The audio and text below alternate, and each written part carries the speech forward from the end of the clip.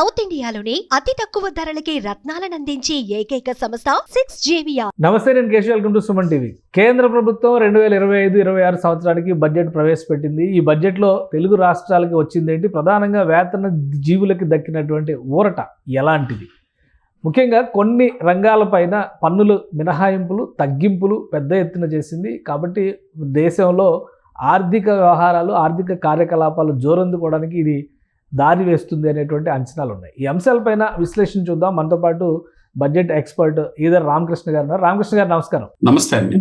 రామకృష్ణ గారు, ఓవరాల్గా బడ్జెట్ ఎలా వచ్చింది? ఎందుకంటే చాలా ఎక్స్పెక్టేషన్స్ పెట్టుకున్నారు. ఇది ఒక డిసైడింగ్ బడ్జెట్, రాబోయేటువంటి వికసిత్ భారత్కి సంబంధించి ఒక రూట్ మ్యాప్ వేసేటువంటి బడ్జెట్ అనే అభిప్రాయం ఉంది. ముఖ్యంగా తెలుగు రాష్ట్రాల్లో చాలా హోప్ ఉంది, ఆంధ్రప్రదేశ్లో అయితే మరీ ఎక్కువ ఉంది.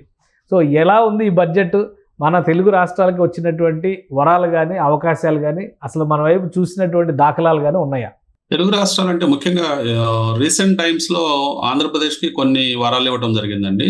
లైక్ విశాఖ ఉక్కుకి కొంత అలాట్మెంట్, అలాగే అమరావతికి, అట్లాగే పోలవరం ప్రాజెక్ట్ కి, వీటన్నిటికీ అలాట్మెంట్స్ చేయటం, అట్లాగే కొన్ని ఇన్ఫ్రాస్ట్రక్చర్ ప్రాజెక్ట్స్ అయినా like ring road, Amaravati ring road, ఇలాంటివి ప్రపోజల్స్ ఉండబట్టి ఈ బడ్జెట్ లో మనకి అలాంటివి ఏం కనిపించలేదు. మెయిన్ గా స్టేట్ స్పెసిఫిక్ గా మనం చూస్తే బీహార్కి ఎక్కువగా ఇంపార్టెన్స్ ఇచ్చినట్టు కనిపిస్తుంది ఈ బడ్జెట్ లో.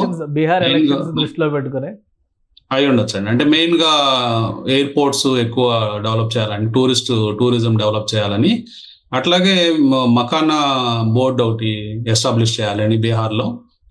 సో అట్లా బీహార్కి సంబంధించినంత వరకు స్టేట్ లెవెల్గా చూస్తే ఒక బీహార్కే ఎక్కువ, అంటే ఈవెన్ బీహార్ వెనకబడిన రాష్ట్రంగా ఉండటం కూడా ఒక కారణం అయి ఉండొచ్చు.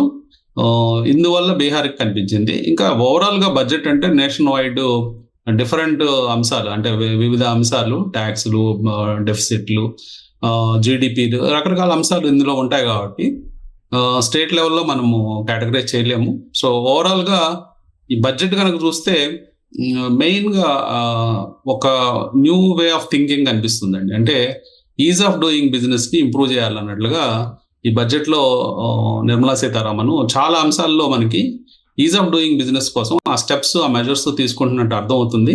రైట్. థ్యాంక్ యూ అండి. ఇది special discussion. Keep watching. Suman టీవీలో మీ పర్సనల్ అండ్ బిజినెస్ ప్రమోషన్స్ కోసం కింది నెంబర్కి కాంటాక్ట్ చేయండి.